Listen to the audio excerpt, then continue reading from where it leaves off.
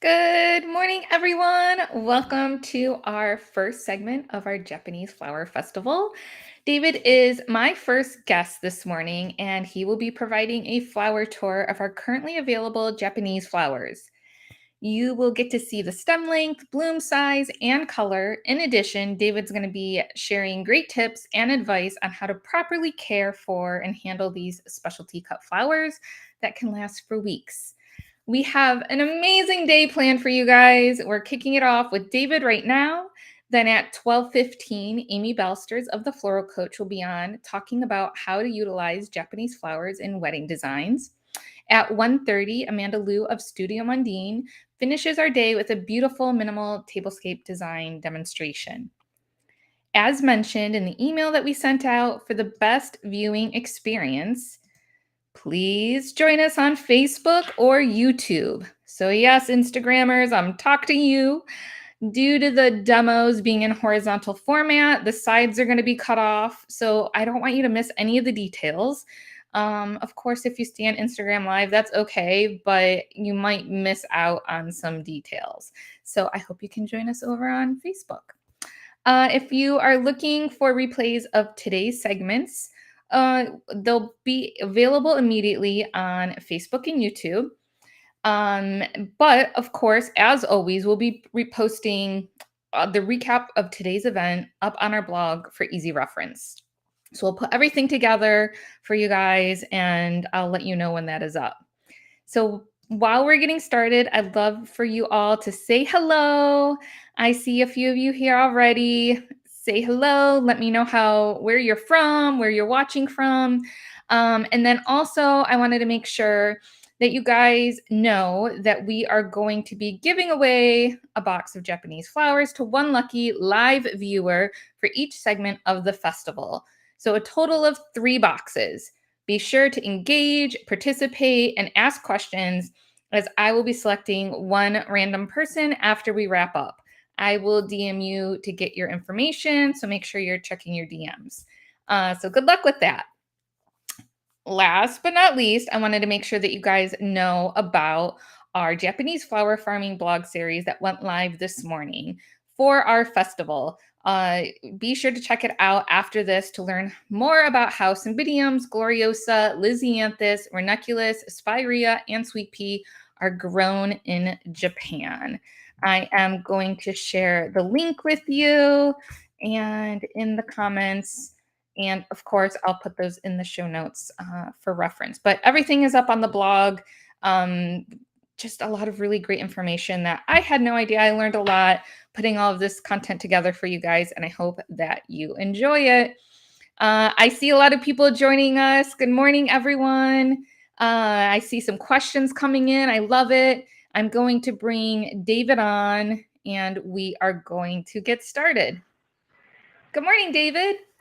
Good morning, Yvonne. How are Terrific you to be doing? here. I'm doing great, really good. Very happy to present these wonderful flowers from our partner Naniwa Flower Auction in Osaka, Japan. Very excited. Our warehouse, our little studio is located at the airport in Miami. So if you hear a plane go overhead, I do apologize. It will happen from time to time. Indeed, it Uh, does. sure does. All right, great.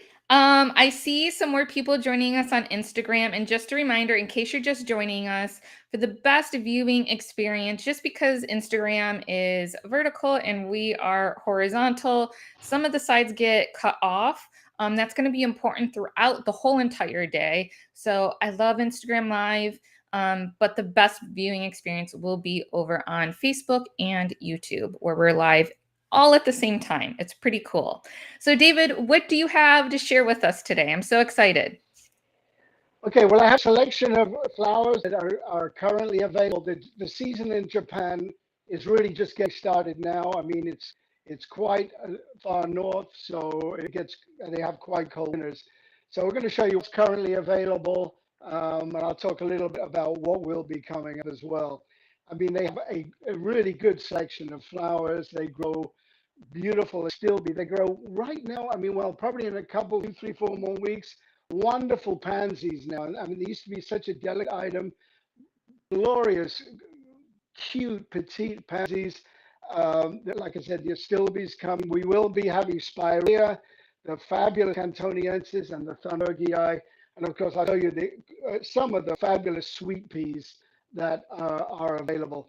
So without much further ado, I'm going to get going and showing you about these Japanese flowers and their attributes, which are quite spectacular. I can't wait. You guys First of probably can't. all, Oh, go ahead, David. sorry. First of all, I'm going to start with the wonderful white Japanese ranuncular. This size, this grade is called Carno. It's very big, as you can see. I mean, that's the size of it. It's quite impressive. Uh, Good It's stem beautiful. strength, long stems, and one of the things about this kind of ranunculus, it doesn't really get that funny center that we often get with ranunculus from Italy and Holland. They are very consistent. There is a little green, but as these, open, I think you get a beautiful flower. Now, remember, we received these flowers a week ago today. They are still in fantastic condition. Gorgeous, lovely white flowers. That's by a grower called Flower Spirit in the Nagano Prefecture in Japan. Beautiful white ranunculus. Next, here's one of my favorite, believe it or not, this is a ranunculus. But if you're a poppy fan, I mean, this would double in and it's much, much stronger. The poppies, like I say, you can see quite a large head. Beautiful inflorescence, little sort of frisee center and these wide ray petals around the outside. I mean, and a black center, quite like a poppy. This is called Charlotte. Probably in a week or two more, we will have Orange Charlotte, which is a very subtle rusty orange. Fantastic. I mean, that's what I call a bunch of flowers. I mean, really, really beautiful. Yes, I love That is it. called Charlotte. Yeah, those are in my, I don't know if you guys can see it, my little selfie vase behind me. That's what is in those, the Charlotte ranunculus. Next up, we have this is a sweet pea. This is called Ben Shikibu. I mean, I love this is one of my favorites. It's like the old varieties that I mean, the sweet pea originally came from Sicily, was brought to England, and they went crazy for these and started really doing a lot of hybrids. I just want to show you sweet peas. You used to want to put them in a wedding cake. It wasn't possible. People would, you have to do it Saturday morning, like the last minute, pop it in. But these, again, these have been here in water for a week. They're incredible. And look at these laterals. That's my finger. I mean, the stems strong, firm. You get quite a bit of flower. You get 4 or 5 blooms per stem. Absolutely, that's a wonderful flower. And really, of all flowers right now, sweet peas represent the best value for money, I think, because there's just nothing like it. The ones from Holland aren't bad, but when the Japanese ones in season, I mean, they really evoke what a garden sweet pea is all about. I love it. I love it. Me That's too. Ben Shikibu. Here we have now, if you have a wedding and you need a blush, peachy blush flower, nothing more seductive than this. And so romantic. I mean, for any sort of nuptials, beautiful, beautiful color, flower, tone. These have been here a week. You'd make your wedding bouquet Tuesday, Wednesday before the wedding and not break a sweat ever. I mean, they really are spectacularly beautiful, but performance oriented. I mean, they really do a job. And in the modern day flowers, we need products that work. Yes, they're a little bit more money than perhaps the Dutch ones, but I think that the the aesthetic beauty that these evoke, I mean, what can you say? Absolutely beautiful, beautiful sweet peas. This is called Megumi. And they have many shades of blush, a warmer blush, darker pinks. I mean, they have a great selection for almost any color palette you can imagine. So these are tinted brown. Tinted flowers are very popular. These did suffer a bit. I'm going to be honest, they suffered in transit. I think the tinted ones, probably because they have to have warm water to take the dye. But still, you can get the effect. Very beautiful flowers. And they're doing sort of tans, beiges, light browns, a great product. And they do many colors, blue, green. We can get those. Now let me show you here. This is Tweedia, or the technical name is Oxypetalum, and the cultivar is Maple White. And I just want to point out the definition in these flowers. I mean, that's a perfect eye, perfect pure white, and really, really good for wedding work. They're very strong. Again, they've been here a week, and I mean, they look beautiful, and I think for wedding work and anything where you need white in your palette, these would be a very good alternative choice. I want to say one thing about Japanese flowers. As you've seen earlier, these, I don't know how they do it, but they cut their flowers much more open in a much more mature state, which I think allows for better color saturation, better flower formation, and just an overall more attractive product for the designer and for the end consumer.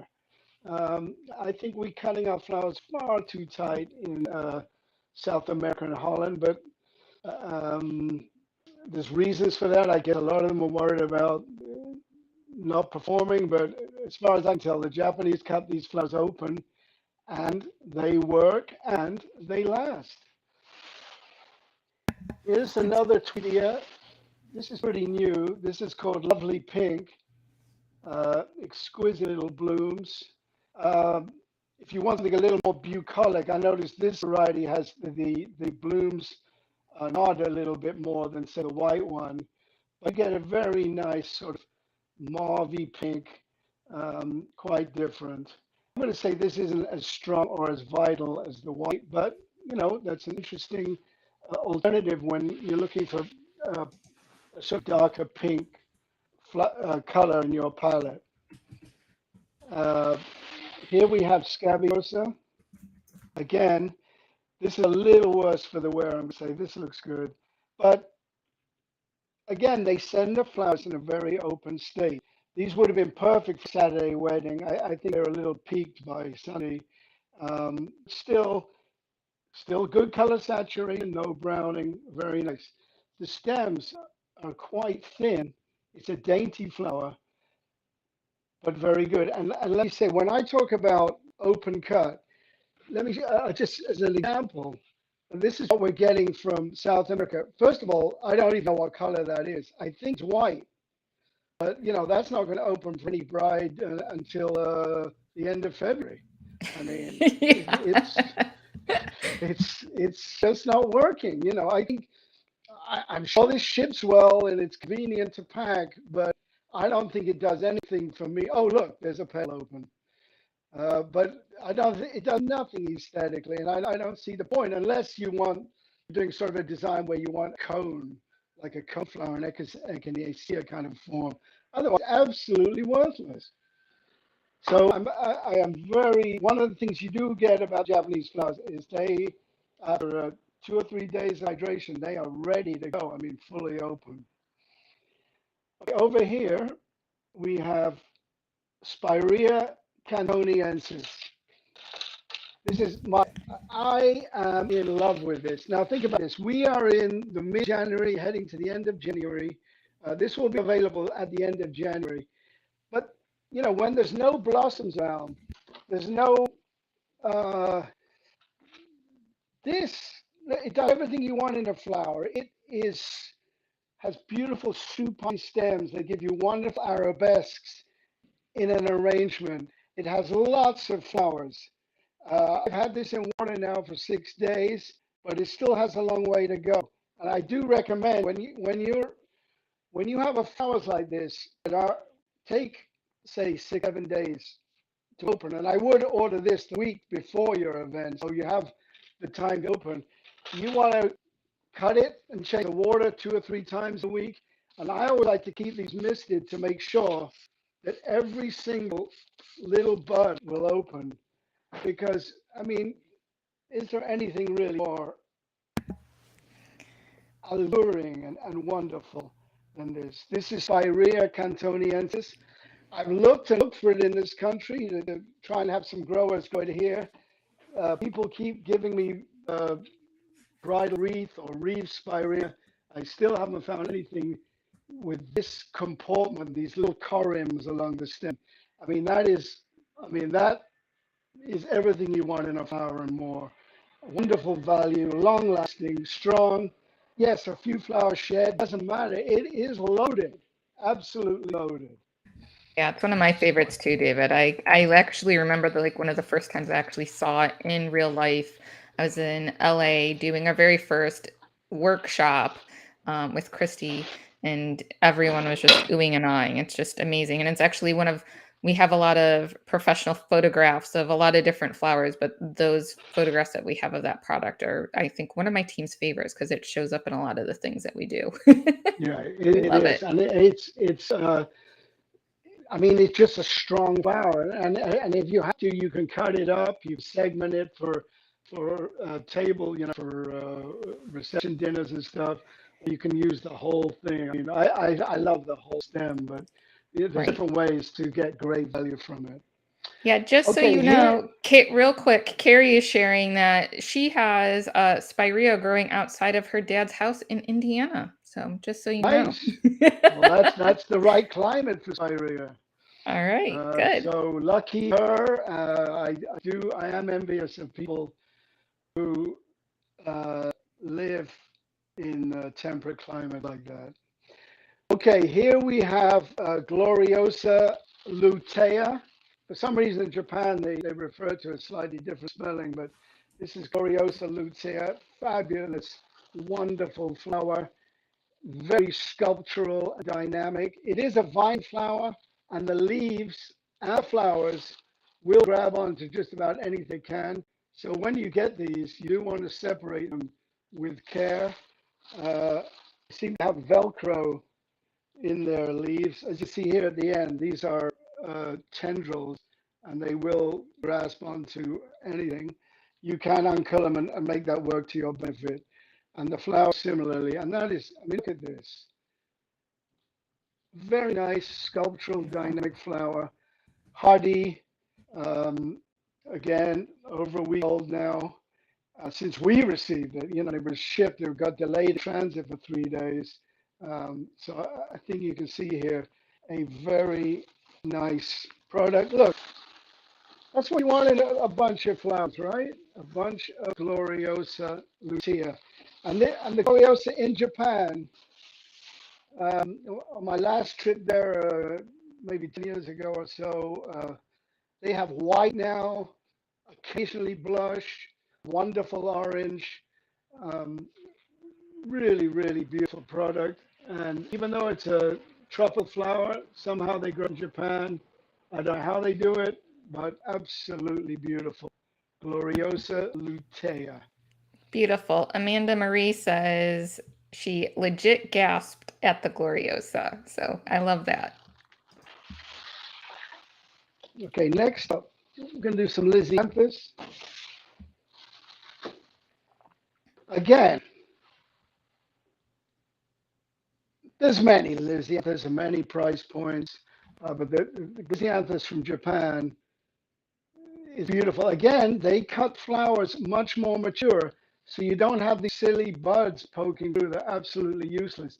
These are not going to open, but this dynamic, immature green, lime green, you can poke that into an arrangement without.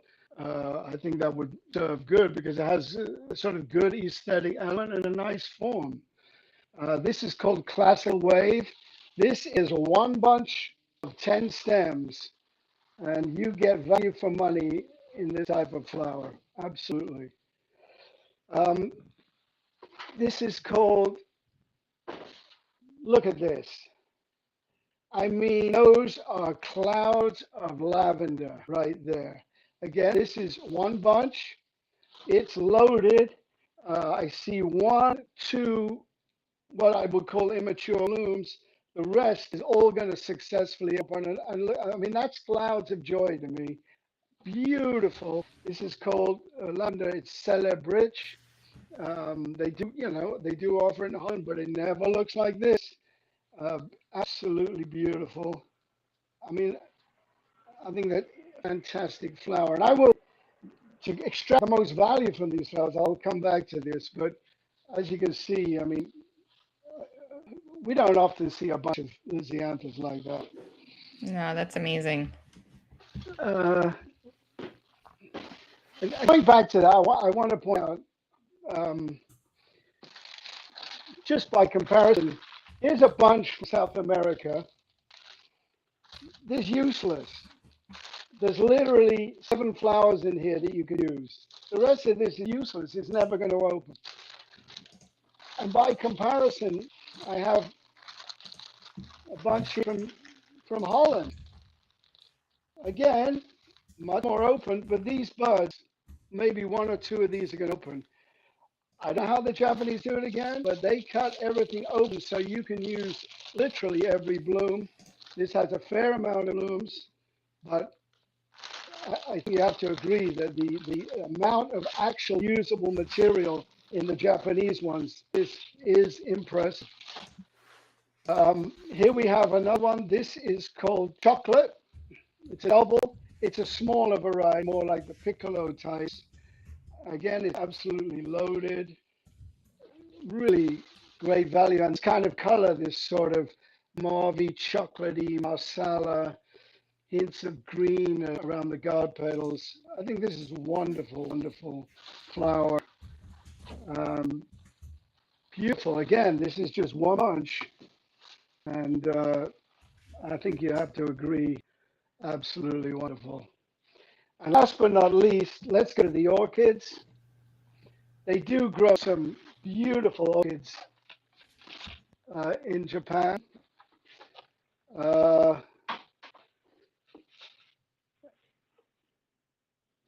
I think you would agree. I mean, look at this. Beautiful. Absolutely beautiful. They are priced, that's not for the faint of heart, but for the right occasion. You need 12, 14, 16, 18 blooms. They certainly have the product. One thing I do like, though, again, they cut them a little more open, but the color saturation on theirs, and they seem to have some more unusual varieties than we normally get from Holland. So you get these wonderful, rich colors that are so much in fashion. I rather like this one. It's almost like an old species variety. Beautiful, slightly different shape than the modern cultivars. Very nice products. Uh, Cymbidium from Japan. They also, I mean, very nice. As I had in the arrangements, this wonderful, strong green. The saturation of color is phenomenal. And they're also growing these epidendron. Now, I don't know if you ever had epidendron from the United States, but they don't look like this. I mean, each bloom here is also almost like a miniature Brachycattleya. Incredibly large size, long stem, very functional for, a precisely defined composition. Um, I think these are just beautiful and strong and rich flowers. Very nice. Epidendron from Japan. So there you have it. That's a roundup of what's currently available. Like I said, we will be getting the Astilbe soon. The pansies, the Spirea will be coming on in a couple of weeks. I think next week we should be getting Spirea thunbergii, which is more of a whip with smaller flowers along the stem. Very attractive.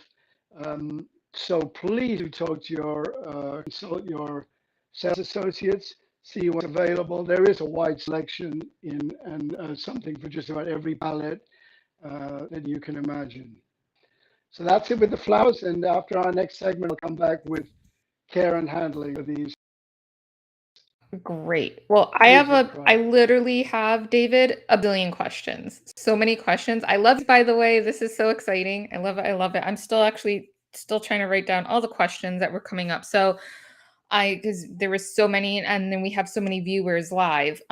Okay, so the first one, David, that I'm getting a lot of is like, what are the bloom times? I think more like when the season is for a lot of this Japanese product. Okay, so the Lianthus is pretty much year round. Gloriosa, the yellow and orange almost year round. White, I think, only really comes in the summer. The blush, uh, Tweedia is probably year round. They do have chocolate cosmos starting now. That is beautiful, and they also have a very unusual red one, Noel red. But the season for is pretty much just January, February, beginning of March, done.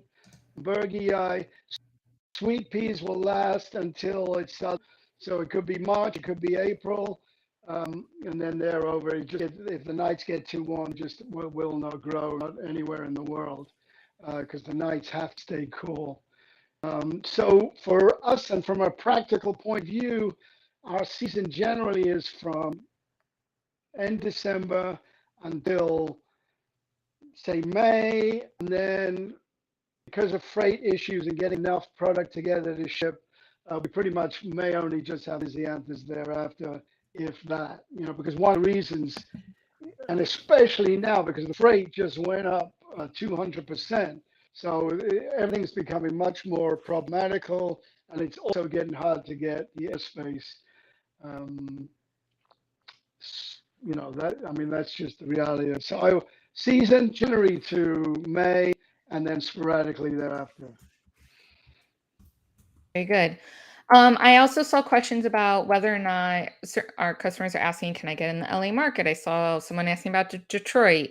So, yes, you can get Japanese flowers from all of our main branches. But as David mentioned, you just need to work with your sales rep and see what they're bringing in. And you can let them know like what you're interested in, and they can kind of help you navigate that. Do you have anything else you wanted to add to that, David? Yeah, I do. So with these flowers, like if you have to prepare ahead of time because some of these are quite expensive, so we're not bringing it in on a whim. But if you want something and you work with your sales associate, they can show you pictures and you can get an idea. Okay, but you got to have, I would say, 2 to 3 weeks ahead of time. And it's not like you walk into your showroom and buy a Toyota Corolla. No, we're talking about, mm, you know, a Bentley here. You need to plan for this. Right. So I do recommend getting 2 or 3 weeks ahead. Very good. Very good. Someone's asking if we have a list of the Japanese flowers that we offer. Do you know anything about that, David? Do our Um, branches send out lists? I don't know if they do. they they do and they don't. Again, you have to get with your sales associate. And if you're interested, they can get you availability. Absolutely. And Yeah. Yeah. Auction, Nano Flower Auction was also kind enough to send us some catalogs. So we will have some catalogs available. We'll send them out with lucky winners. And I think I have 30 or 40 catalogs. I'll leave that up to Yvonne to decide how those should be distributed. Yeah. We'll get those out to the branches, and we'll see what other information we can get up on our blog as well for you guys. Um, what else can we ask? I'm going through all the questions. Uh, we talked about the season. Um, oh, I have a question from CW Floral Design. They want to know, does Tweedia continue to open once it's cut? Do you know that, David? It opens, yeah, it continues to open somewhat, but you never get that sort of beautiful eye when it opens. It just doesn't form in the same way.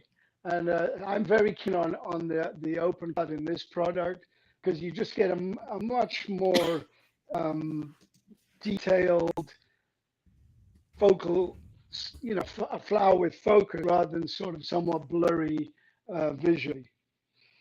So it will open a little more. The structure is mature, so you'll Very get the good. color, but not the definition.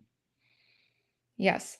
I have a question too from Andrew Witt. Andrew, I saw your question. He posted it again, wanting to make sure that we answered it. He wants to know, is there any mounted Mono Lizzie out of Japan? I don't know what that means. Mono Lizzie, do you know what that means?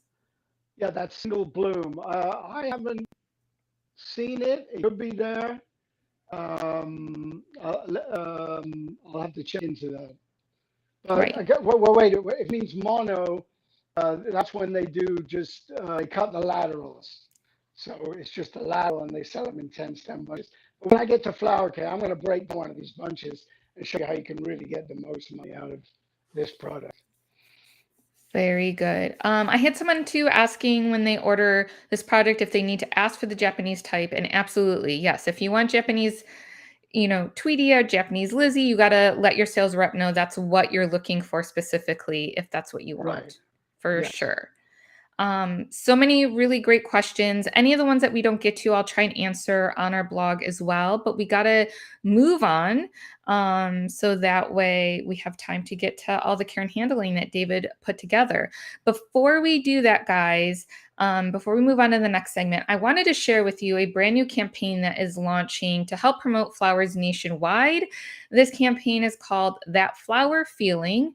And I have a feeling that many of us will relate to this video that you're going to watch. So, if I may, I'm just going to take 1 minute, a 1 minute break to share this 60-second video with you guys. The campaign is so much more than just this one video. My team and I are working on putting together all the information to share with you guys very soon. But I wanted to share with this because it literally just launched. So, just 1 minute and check out this video, guys. You know, these days, you've really got to start taking care of yourself. You've got to pamper. Ow, ow, ow! Where's my buckets? Containers. There was there. Find time to unwind. And now, you try it. Learn to let it out. Take time to relax. I'm making it worse. Listen to your inner selves. Come with me. Unwind. Unwind.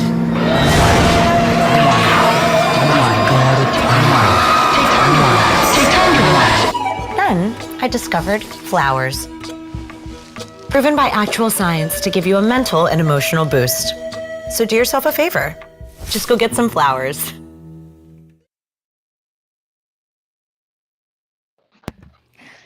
Oh, I love that commercial. I hope you guys enjoyed that. Like I said, I think this is going to be an amazing campaign. It's to promote flowers nationwide, and we're going to be posting resources for you guys if you want to get involved and help amplify this message. David is getting ready, and that's great. I saw a lot of people asking if we're going to put a list of all of the flowers that David reviewed up on our blog. And yes, we'll have a list of those. I'll work with David to make sure that you guys have all the variety names and everything that we reviewed with you guys. So that way you have it for reference. David, what's up next? Okay, so we're going to do the care and handling of flowers from Japan. Basically, I'm going to be honest. The care and handling is pretty much what I would recommend as a protocol. In this business, it's a question of incremental steps and procedures that I believe if you follow results in a better product. And when you're getting into Dutch flowers and also especially Japanese flowers, but really any flowers now with prices seem to be going up everywhere. You want to have these procedures that are going to give you the best success. But right off the bat, this is what I recommend when you get flowers, especially if they're shipped into you. Now, if you're picking up, you have the luxury of picking up in water or what have you, that's fine. Most of our customers get the flowers shipped in, and I'm going to go over again what to do when flowers are shipped in. So you get a box of flowers. These just came in this morning. They were supposed to come yesterday, but again, with air freight delays, just that's how it is. You got a pair. So these sort of backups we have will be going out to the local customers. I just want to show you a little about Japanese packing. It's really wonderful. The Naniwa Flower Auction puts it together. The Japanese put in a gel, excuse me, that's my phone. They put in this wonderful gel that really keeps well hydrated for the trip, and they always come in turgid. The point I want to show you is, see the open cut? I mean, these just arrived. They're already, I'm going to say 80% usable right out of the gate. So if you're in events and stuff, you can count on this being ready to go out of the gate. You know, I recommend a 24-hour hydration period minimum. But I mean, look at it. I mean, that is glorious, glorious, glorious. I love it. I think I got to emphasize over and over again the urge most people have when they receive stuff: take the leaves off, unpack it. Do that. Always keep the sleeves on your flowers for the first 45 minutes to an hour of hydration. Why? Because if some flowers, not essentially these, but you can imagine some of these ranunculars with very heavy heads, they are going to bend over in a bucket without any support. If you give them support, now the flower isn't working the biological urge to raise its head. It's just working on getting the water up the stem and to start the process transpiration again. So very important. Please don't unwrap your flowers when you get them, but do leave the pack, leave it on it, and I'll go through the steps shortly. I just want to show you these flowers as they come in from Japan. And here is some, I believe, Lianthus. Yeah. Again, from Japan.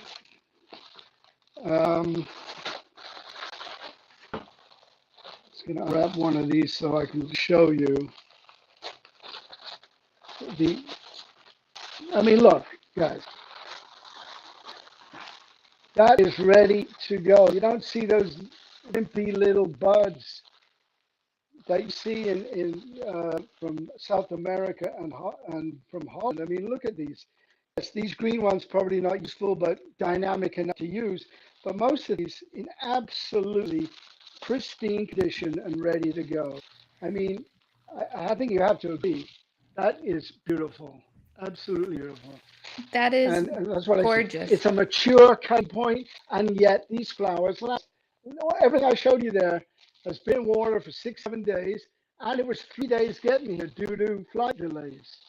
So again, if you're in an event, you can take it to bank that you're going to have products that are in a state of what I would call aesthetic bliss.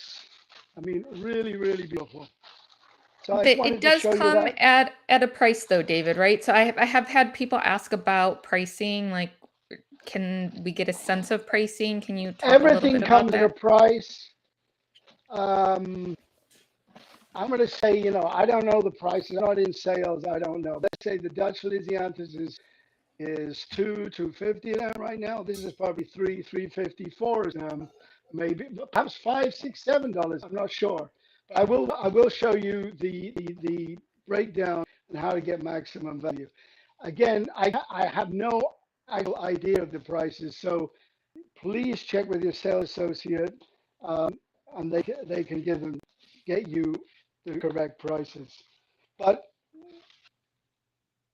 I think that when you see, excuse me, I'm moving around, I'm gonna move these boxes. When you see, if you're working with someone who has a budget and you need a performance product that's good performance, you know, not every situation calls for that. South American might be good for a nice little country bouquet. but you need something with this performance and need a focal item that's really going to stand out, then this is the way to go. It's not for every day and it's not for every person. But just like, if I go to Whole Foods and you want 45-day dry aged beef that was grass fed, that's be $50, $60 a pound. It's not for every day, but it has its situation. I have a couple questions that came in asking how many stems are in a bunch of Lizzie. There's that 10 you were stems in a showing bunch. Yeah, there's 10 stems in a bunch. I'm going to start my care and handling, and then I'll get to the Lianthus. I really want to show how that thing breaks down for practical purposes. So one thing, if you're getting flowers shipped in or doing a big event or anything, preparation, I'm sure you know, is key, but I do want to underscore preparation. If you have flowers come in FedEx or you went to the line to get them, they have been not refrigerated for sure. They'll probably be under stress.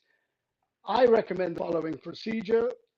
First of all, have your box ready, cleaned, ready to go. If you have, there's nothing to do, get those buckets filled with water. Get that stuff out of the way. So when the boxes come in, you can address the flowers right away. When the flowers come in, I recommend you open every box immediately, try and let any gases out, and then unpack the boxes. Please do not unwrap each package, because during hydration, you keep the wrapping on, this allows the stem, the water, to drink up through the stem. It's very important. So what I recommend, if you have a cooler, a cool place, unpack everything and just lay it all out on the table so it can come to the ambient temperature of the room. I want to just show you, very important. If you're working in a cooler and you're going to do your processing in the cooler, or you're going to work in a room that you have down AC on a 65, say, 62, 60, what have you, it's very important that the water is at the same temperature as the flowers when you cut them, put them in water. I want to explain why. You have your flower stem, and you cut it. If your flowers were, say, on FedEx and they're hot, these molecules in your stem are going to be flying around very, very fast. But say you're putting into cold water, these molecules are going to be moving very, very slowly. And why is this important? Because when you have two speeds of molecular activity, it can create an embolism and not allow the flower to hydrate. So, roses, carnations, not such a big deal, but you're getting into an investment like these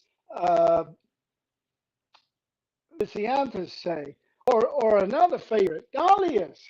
It is critical. Dahlia has the most garbage vascular system of all flowers, yet it's one of the most beautiful. Again, you cannot afford to get an embolism. So please, I recommend have your water prep, the temperature you're going to be working. If you're going to be working in the cooler, have that water at the cooler temperature outside.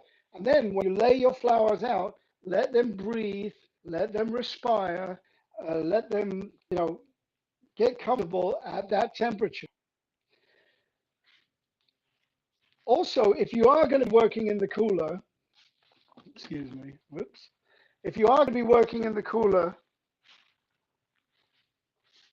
please, or even if you're working in a situation with air conditioning, or you have one of those cool new cool bots, please, I recommend, especially coolers, if you have your fans,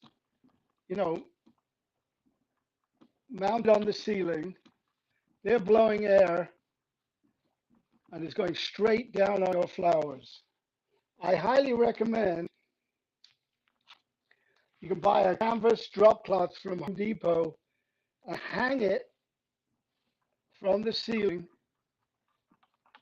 so the air goes all the way to the end of your cooler and then filters down, and you're getting no turbulence on your flowers. Again, for items like roses, dahlias, your Lianthus, you don't want turbulence or breezes on your flowers. And again, if you're in your garage or a room where you see, Do not put the flowers anywhere near where the breezes are blowing. You can put some kind of baffle, but you need to redirect the air. It's actually better running along the top, coming down. This will move your hot air in the cooler up and get you some convection. Okay, so now you're ready to process your flowers in water. Another thing very important, you need all kinds of containers to address the different kinds of flowers. You know the Home Depot bucket, the 5-gallon bucket. But if you get something like sweet peas and put them in, though the rim edge, you're getting no air circulation. You're not getting a visual look of where your flowers are. You just and down there, they will probably get moldy if they're not addressed. But do not put flowers, the inflorescence flower pot, below the edge of the rim. So as well as your Home Depot bucket, I highly recommend other buckets of different sizes. I'm very big on these. These are great little buckets these days. Short, fantastic for sweet peas, your scabiosas, your shorter flowers, and even flowers, you know, from any flowers. It's the same principle for whatever flowers. You need the right size bucket to support the flowers correctly. So you want this to be just below the neck so it has support. I'm a big believer in these items. Also, you're recycling, reusing, and they can accommodate all different types of flowers. So please give some consideration to your containers and that they are the correct size to correctly support your flowers. So your flowers have laid out, they got into the temperature you're going to process in. Then you can start the processing, which I say processing part 1. Without unwrapping the flowers, you know, move the sleeve up, cut them, and put them in buckets with the sleeve wrapping the paper in place.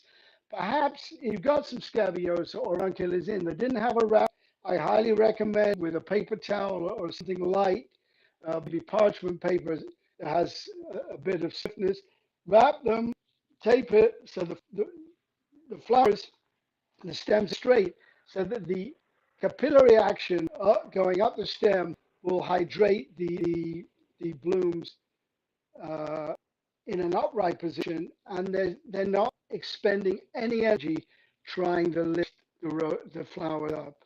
I mean, I think see that a lot, perhaps in guard roses with very heavy heads, or these Japanese ranunculars with heavy heads. You do that, you're stressing the flower so much that you're shortening the longevity of the product. So very important. Try, or I recommend, always keep those stems, those wrapping in place.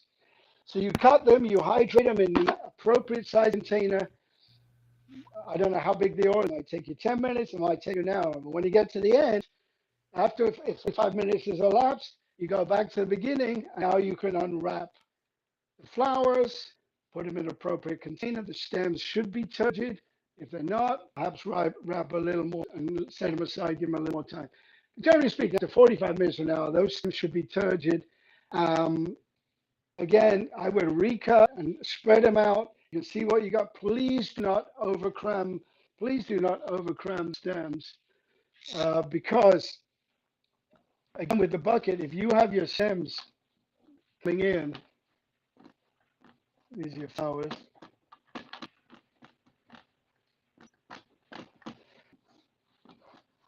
And if they have a lot of foliage, a lot of leaf material, you're cutting off the air supply down to the rest of the flower, and you're going to compromise this part of it. Very important part, the stems and the foliage. Obviously, no foliage below the level of the bucket. So please, always, as well as the appropriate container, you need not to overcram your flowers. Again, because that little step, you're taking a little bit more vase life off your product. You know, the idea is to get the maximum out of it, not to degrade it as you go. These are all great So tips, now- David. A lot of people are saying that they've been processing their flowers wrong. They didn't know that the wrapping should stay on until they're turgid. So this is all really great stuff. By the way, okay, thank you. Because, you know, I may actually want you to go, now, this time we unwrap them. Let's say you see something that goes, well, that looks wrong, or it has some mold, or the stems are all broke, something. That's when you get out your camera, your cell phone, your smartphone, and you take a picture. You take a picture of the problem, and hopefully you still have box. Take a picture of the box level. That helps us a lot to identify where it came from and to the grower know there's an issue. And you take a picture, and it might be that after a few hours the flower's fine. You weren't sure, they didn't look right. Doesn't matter. Document it. Take a close up, take a medium distance, and take a thing of the whole bunch. This way, we don't want to get bad flowers, but in this business, things happen. It's very important, document it correctly, and please in focus. And the modern phones today, it's not that hard to get a very nice photo. So if you could do that for us, we'd really, really appreciate it. You know, because and that's how it is in this business, a perishable business. On occasion, there's a problem. Please document it. So you get everything laid out. You have it to your in your right situations. And listen, again, like I say, the right job, excuse me, the right container for the right product. Very, very important. So now I'd like to go over Lianthus. You're good there, Danny. And David, you have like maybe 5 more minutes I'm going to give you. Right, then I'll be done. I just want to show you real quickly. Very good. Okay, so right here, I have one stem of Lianthus. So right here, literally, compared to you know, most places, I really have 2 stems. Or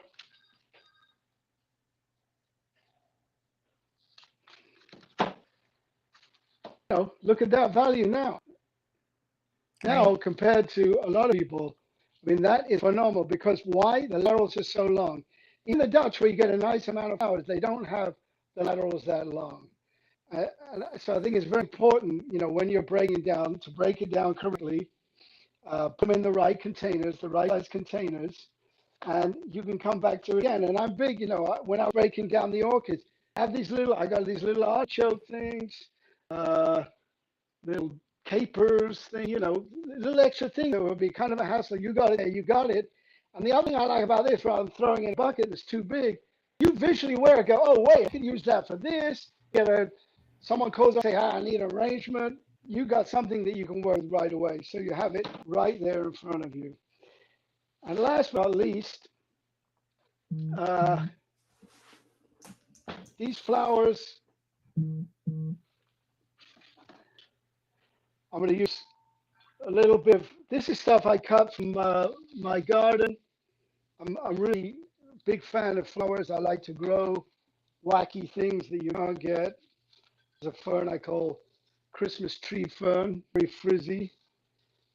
And I'm not a designer, right? I'm just trying to give you an example. You take your one stem of Gloriosa, harness it to one of these branches. Now, if you design these a little time, you can get the most value. I think that's a substantial product. Didn't take long. You got to use interesting products.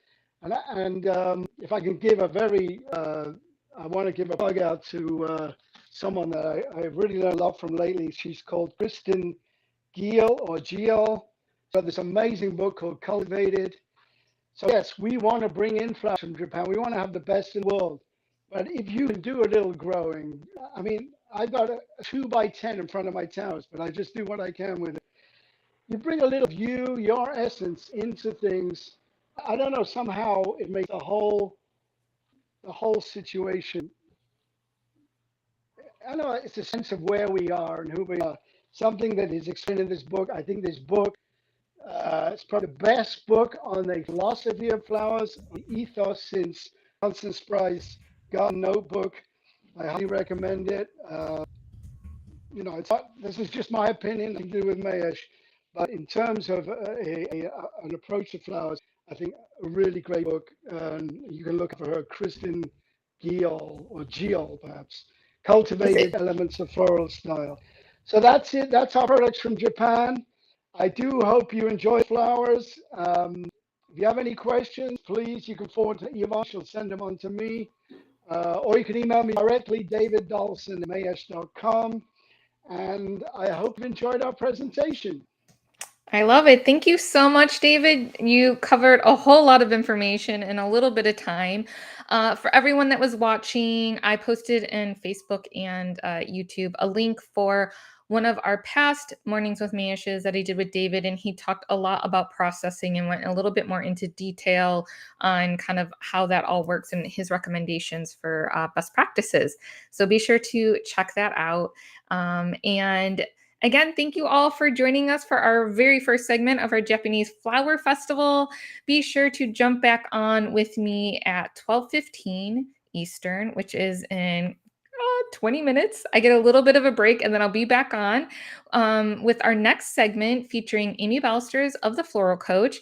She's going to be talking about planning and designing when incorporating Japanese flowers in your weddings and events. It's going to be amazing. She made a ton of designs to share with you guys and different color palettes. I can't wait to see it and share that with you guys. And again, Facebook and YouTube will be the best places to watch. But Instagrammers, of course, if you want to stay on there, that's totally fine. You just might miss out on the edges of whatever we're showing. So guys, I appreciate you so much, your time and support, and I will see you in a few. Bye-bye.